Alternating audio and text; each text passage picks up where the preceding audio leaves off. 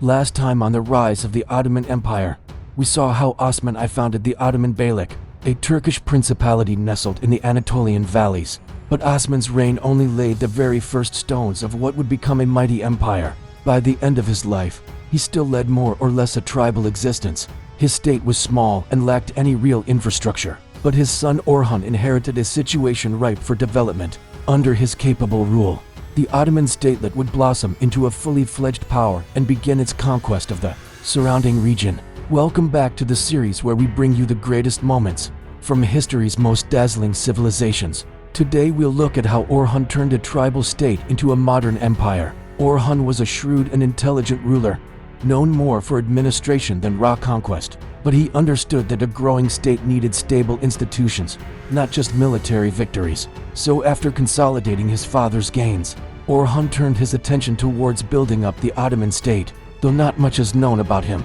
thanks to the efforts of later Ottoman historians, we have a good idea of his accomplishments. The first order of business was to formalize the Ottoman government. He established the Divan, a council of state, and appointed viziers, provincial governors who were responsible for collecting taxes and administering justice. These institutions were modeled after those in the recently conquered Seljuk state, which itself was influenced by Persian and Central Asian models. While we often think of the Ottoman Empire as being a Turkish affair, in reality, they drew inspiration and personnel from many of the cultures they encountered.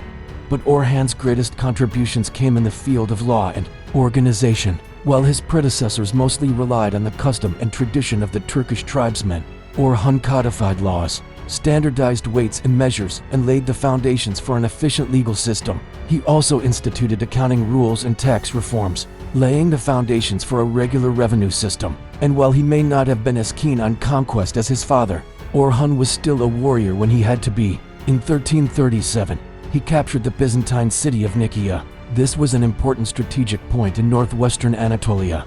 Its capture helped secure the region for the Ottomans and brought them into greater contact with Byzantine Anatolia.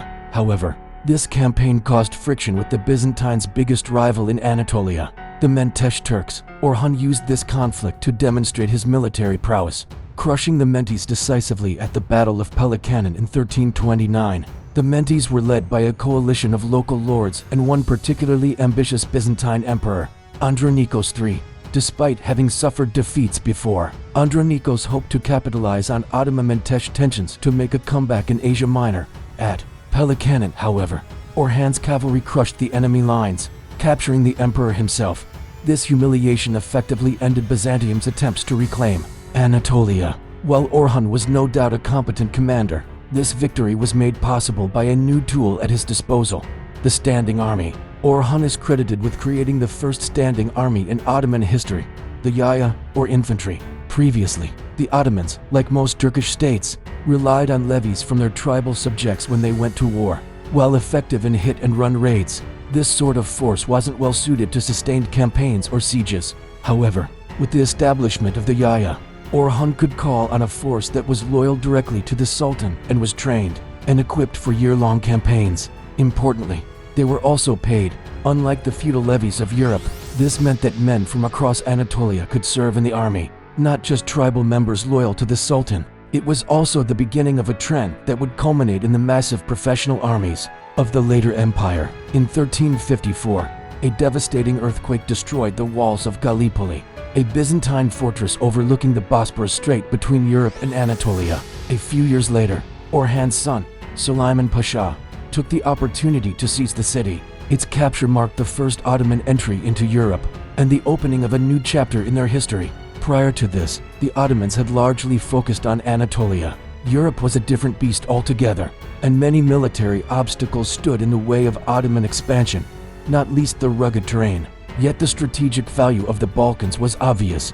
It was here that the Byzantine Empire had once flourished, and it was here that the Ottomans could strike at the heartland of the remaining Eastern Roman provinces. The Ottoman rulers realized this early on and sent expeditions into the region, even before the conquest of Constantinople. However, these incursions rarely lasted long, as the Ottomans were forced to retreat back to Anatolia due to pressure from rival Turkish states. But the situation would change with Orhan. As soon as he seized Galata, he pushed northwards, clashing with Serbian forces near the town of Selimbria. The Serbs attempted to retake Galata several times, but all their assaults were beaten back. Even a crusade launched by Hungary, Bulgaria and Serbia failed to dislodge the Ottomans. By the end of Orhan's reign, he controlled all of northwestern Anatolia and large parts of the Balkan Peninsula, including Adrianople. At this point, the Ottoman state looked very different from the loose tribal confederation of his father's day.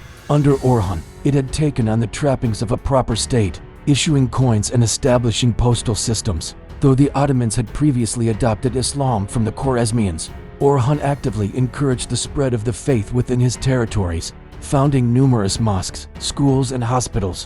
One such madrasa, the Orhan I, would go on to play a pivotal role in the rise of the Ottomans. Founded in 1334, it was one of the earliest centers of Islamic scholarship in Ottoman territory, serving as a model for future religious institutions.